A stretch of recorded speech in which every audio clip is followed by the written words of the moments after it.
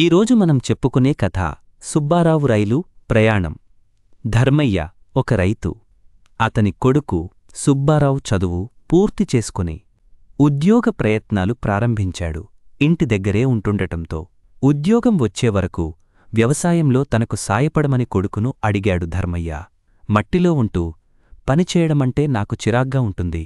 ఇంత చదువు చదివింది ఈ బురదలో తిరగడానికి కాదు, ఉద్యోగం సంపాదించుకోవడానికి రేపే హైదరాబాద్ వెళ్తున్నా.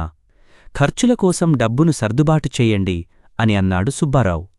సమయానికి చేతిలో చిల్లిగవ్వ లేకపోవడంతో తప్పనిసరి పరిస్థితుల్లో అప్పుకోసం తన బాల్యమిత్రుడైన సాంబయ్య దగ్గరకు వెళ్లాడు ధర్మయ్య.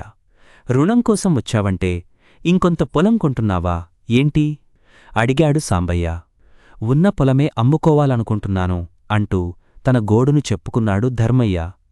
దాంతో అతన్ని ఓదారుస్తూ, తిండిని పండించుకోలేని దుస్థితి మనకు మనమే కల్పించుకోవడం మన దురదృష్టం అంటూ మిత్రుడికి డబ్బును సర్దుబాటు చేశాడు సాంబయ్య.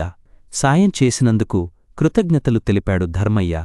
ఇంటికి వెళ్ళి ఆ డబ్బు కుమారుడికి అందించాడు. మర్నాడు ఉదయమే తన తండ్రి ఇచ్చిన డబ్బుతో రైలు ఎక్కాడు సుబ్బారావు. జనసందోహంతో కిక్కిరిసిన రైలులో ఓ వ్యక్తిని కూర్చోడానికి చోటు సర్దుబాటు చేయమని ప్రాధేయపడుతూ అడిగాడు. ఆ వ్యక్తి సుబ్బారావును ఎగాదిగా చూస్తూ, ఉద్యోగ ప్రయత్నాలు చేయడానికి వెళుతున్నావని విన్నాను, నిజమేనా అంటూ కూర్చోవడానికి చోటిచ్చాడు. నిజమే. మీరెవరు అడిగాడు సుబ్బారావు. నీలో ధర్మయ్య పోలికలు కనిపిస్తున్నాయి. నేను మీ నాన్న స్నేహితుణ్ణి అంటూ నవ్వాడు ఆ వ్యక్తి. రైలు వేగంగా కదులుతోంది. తినుబండారాలు అమ్మేవాళ్లు గట్టిగా అరుస్తూ అమ్మకాలు చేస్తున్నారు. ఇంతలో అకస్మాత్తుగా రైలు ఆగిపోయింది. అది కూడా ఏ ఊరికి అందుబాటులో లేని అడవి మార్గంలో కావడంతో ప్రయాణికులు ఆందోళనకు గురయ్యారు. ఏమైందంటూ అందరూ ఆరా తీయడం మొదలుపెట్టారు.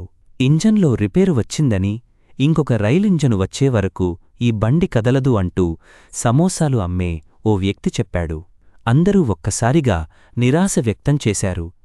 అలా గంట సమయం గడిచింది. ఇంకా రైలు కదల్లేదు. తినుబండారాలు అమ్మేవాళ్లు ఇదే అదునుగా అమాంతంగా ధరలు పెంచేశారు. సుబ్బారావు పక్కనున్న ఓ పెద్దాయన తినుబండారాలు అమ్మే వ్యక్తిని పిలిచి కొన్ని ఆహార పదార్థాలు కొనబోయాడు. కొద్దిసేపట్లో రైలు ఇంజను వచ్చేస్తుంది. అప్పుడు ధరలు తగ్గుముఖం పడతాయి అంటూ ఆ వ్యక్తిని వారించాడు సుబ్బారావు. ఇంకో గంట గడిచినా రైలు కదల్లేదు. సుబ్బారావుకు ఆకలి తారాస్థాయికి చేరుకుంది. తట్టుకోలేక తినుబండారాలు కొనేందుకు సిద్ధపడ్డాడు. అప్పటికి ధర 3 రెట్లు పెరిగింది. దాంతో ఇది ఎంత అన్యాయం అంటూ అమ్మేవాడిని నిలదీశాడు. ఇందులో అన్యాయం ఏముంది? అవసరమనుకుంటే కొంటారు, లేకపోతే మానేస్తారు.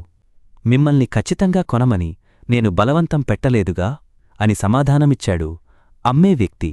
నీ మాట వినడం వల్ల నాకు నష్టమే జరిగింది అంటూ ఆ పెద్దాయన కూడా సుబ్బారావును కసురుకుంటూ తినుబండారాలు కొన్నాడు. కాసేపటికి సుబ్బారావుకు ఆకలి రెట్టింపైంది. ఈసారి తినుబండారాలు అమ్మే ఇంకో మనిషిని పిలిచాడు. అతడు 4 రెట్లు ధర చెప్పాడు. సుబ్బారావుకు పట్టరాని కోపం వచ్చింది. బండిలో సరకు అయిపోయింది. ఇంకా 2-3 గంటల వరకు ఇంజన్ రాదంట అని మరింత భయపెట్టాడు తినుబండారాలు అమ్మే వ్యక్తి. ఇక చేసేది లేక సుబ్బారావు అధిక ధరకు ఆహార పదార్థాలు కొన్నాడు. ఆహారం విలువ అంటే ఇదే. ఒక్కొక్కసారి డబ్బు ఖర్చు పెట్టినా తిండి దొరకని పరిస్థితి వస్తుంది. రేపటి తరం బతుకులు కూడా ఇలానే ఉండనున్నాయి అని పక్కనే ఉన్న ఆ వ్యక్తి అన్నాడు. అవునా, ఎందుకు అని ఆశ్చర్యపోతూ అడిగాడు సుబ్బారావు. ఎందుకంటే ఇప్పటి యువతకు వ్యవసాయమంటే ఇష్టం లేదు అని నిష్ఠూరంగా అన్నాడు ఆ వ్యక్తి. అప్పుడు సుబ్బారావుకు తండ్రి గుర్తుకు వచ్చాడు.